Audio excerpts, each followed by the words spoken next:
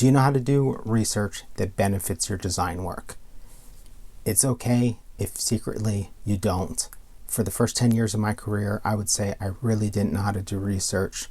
I often had paralysis by analysis, which would make it seem like I was doing too much research, but that wasn't really the case. This video is a primer on how to do research for your design projects, and it shows examples from myself and my students of how the research turns into actual viable graphic design work.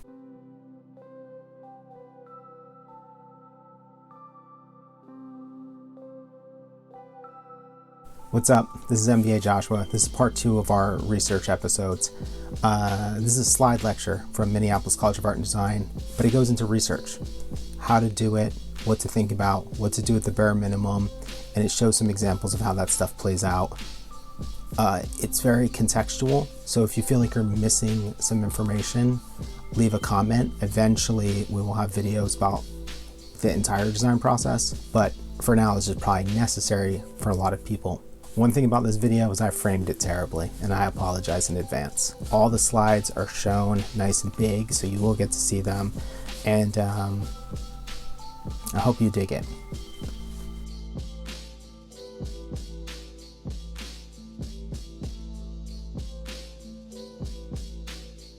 We're getting into our first one, research. So why are we doing this? We want to produce a higher quality of work. The other thing is everything else will start happening faster when you start doing more research. Everything flows from research. No research, no flow. And one of the beauties of this stage is like, once you see that and you start seeing these projects, you can't deny that. Like you can't be like, oh, well, no, I can just jump to concepts. You're like, okay, well, what are the concepts about? This is how you end up with like really nerdy graphic designers whose concepts are only about graphic design, whether they're visual things or like, where they're like, okay, every single poster will be a different Pantone color. And you're like, okay, why? Because, and then they invent some bullshit. Because like without the research, your idea, you still have to have ideas about something.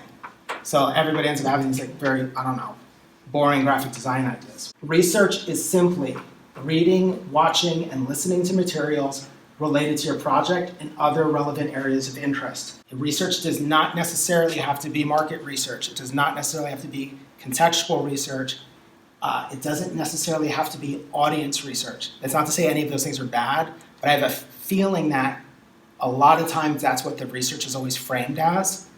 And it's like, if you know how to set type and design stuff, you don't have to pay attention to the audience. Because like if you make the type good for human beings, it's gonna probably be good for the audience. And then you can do the thing of like, okay, what's this project about? And you can start making the projects about expressing something instead of like what corporations love to do, which is like they make all the research about the audience and then they make this desperate work that like is like grabbing at the audience, right? Instead of being like, what do successful brands tend to do? They tend to make their projects about them, and then they assume that there'll be like resonance. So here's a bare minimum thing that you can do, especially when you have no time. Always start with a list of everything that you think about the content.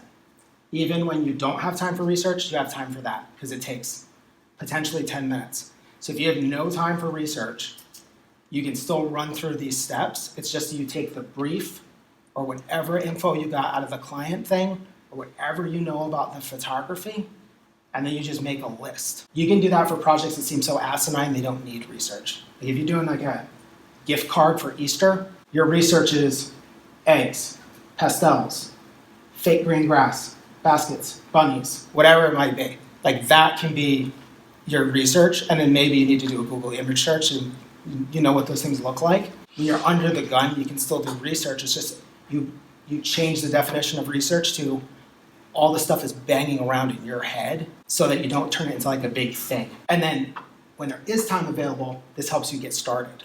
Because you're like, okay, I got a list that I can start like searching and looking at. Here's like a basic research methodology. I don't know why there's a 3 right here. Write down everything you currently think about the content, like we just said. This list will provide keywords to Google if you get stuck or bored. Have a plan for how you will capture your research. Are you going to take pictures of everything with your phone? Do you use notebooks? Are you an Evernote junkie? This matters. Resolve this quickly so that as soon as you begin to do your research in earnest, you're able to document it. You do not want to get into a thing where you've spent 8 hours doing research and all you have is 75 windows open, and then your computer crashes or whatever it might be. Safari crashes and it's that error that doesn't let the windows come back up. Capture the stuff that stands out. I just keep an Evernote document open. I put a heading of a section and I just start copying links and quotes into it. Because it's like, if I had a quote that was interesting, I might need to come back to it. But have a plan. And there's no right way to do it, you just have to have a way to do it. Pinterest boards works too. Capture links and sources for everything. Don't think that you'll remember to get it later. Evernote has a web clipper browser extension so that you can save a whole article as a file. So if you maybe you don't even want to read that article right now, save it to Evernote. You can save a simplified version with no ads, which is always nice. And then it's like you've got it for later. So what I mean by this is if you're reading an article, anything that stands out, grab it and isolate it so that you don't just want to be doing a Google search and then reading a bunch of stuff with the idea of I'll read this again later. You have to distill it down somewhat. So I lied when I said there's no analysis, but it's you grab a link and a quote, you've always got the option to get back to the original article, but the quote might be the article of research that you care about. Conduct web searches, Wikipedia pages, articles, and interviews are great places to start. This is if you have no idea where to go.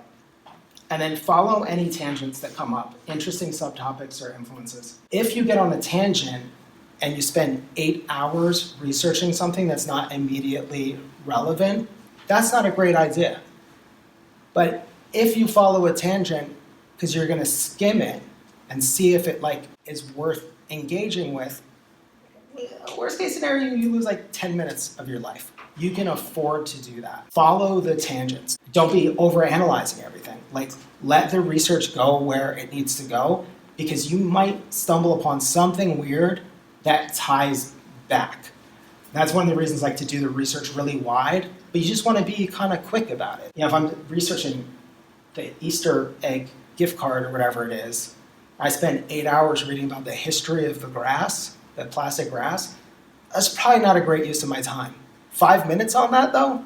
One, now I know a nerdy thing. That's helpful. And who knows if that actually does yield something. If I find out that the first time it showed up is 1947, maybe there's something about that that's relevant.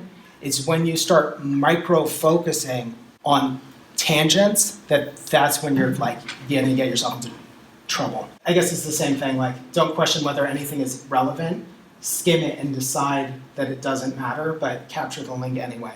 If a link shows up and you're it's relevant, but I'm not sure, just capture it anyway. You might come back to it. You might need to do more. Don't concern yourself with what you think about the research yet. Just do the research, right? Analysis is your next step. You want to gather up your research. You want to organize it in some way where you can digest it. You can explain to people what it is you were looking at, but you don't have to worry about having ideas. And I think this is where we shoot ourselves in the foot, because we're doing the research, but we're so obsessed with needing to have an idea that we're probably missing a lot of potentially interesting details. You're going to get there anyway. Is this kind of where it's almost like brainstorming, where there's no bad idea? So you're just kind of letting yourself go? Yeah, totally. So I'm arguing, I'm trying to do if you're doing 8 hours of comps, you should be doing 28 hours of research. Well, the reality is that's not true. That's kind of to make a point. If you want 3 final comps, look at stuff in the neighborhood of 100 pieces of research, however you define that. But the idea being it should feel like 28 hours worth of research. It doesn't really need to be that much. A day of research is very often quite a bit. The reality is if you can spend 2 days on research and you're moving quick and you're skimming stuff and you're capturing it, that's 2 very productive days. I was showing this again, but I just wanted to contrast it. This film festival thing, this was Emily's form of research. She researched enough about Freud to understand some key points that she could be he's associated with this. but like her research was like very kind of linear, but it also totally worked for her. With this thing, you know, I don't know how long it's come, so probably 45 minutes, because like the Photoshop took longer than anything else. To get there was because I had done a shitload of research. Now, like, what's funny is like a shitload is probably like 4 hours over a week. It's really not that much. I read a bunch of stuff. I pretty much copied. You can see the stuff I bolded in here. That was stuff that stood out to me, and that stuff was very important because that's like concepts came directly out of that. This must have been from the website. Yeah. As the two rivers flow across the continents, giving and taking on their way to the sea, they teach us that we are all connected. This is what Confucius envisioned 2,000 years ago. The four seas is one family, and the world is one commonwealth. And then I guess I copied it again. And that meant that, but seeing that photo and going, those look like rivers on the edge of the earth, that only happened because of that research. If they had just given me a bunch of photos, I would have been like, I don't know, the photos are kind of neat, I guess. But it was like all this reading created all this other stuff. And then there was research about the Yangtze River, and there's research about the Mississippi River, and there's research about what prayer flags do. And there's also all of these photos. And then all of a sudden, like, you see a photo and you go like, click, and a thing happens. Like, it didn't even need to have it. I guess I had an insight. The insight was like, we're all connected. But that research just made that, like, again, effortless. And like, that's not even using a methodology. That was just me doing research, and then like something happened that was there. Because the one thing you don't want to do is discount the spontaneous idea.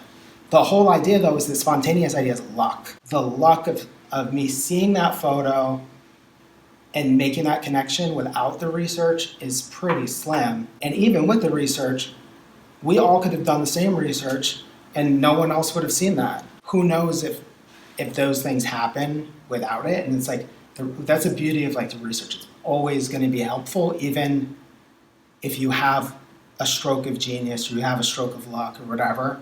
And like, 'cause it's more about like insulating yourself against kind of failure within that first phase of the project. Okay, and this is my last example. Film festival about imaginary friends. These are her research topics. Research topic 1, I love how she organized this, it makes my life very easy. About imaginary friends.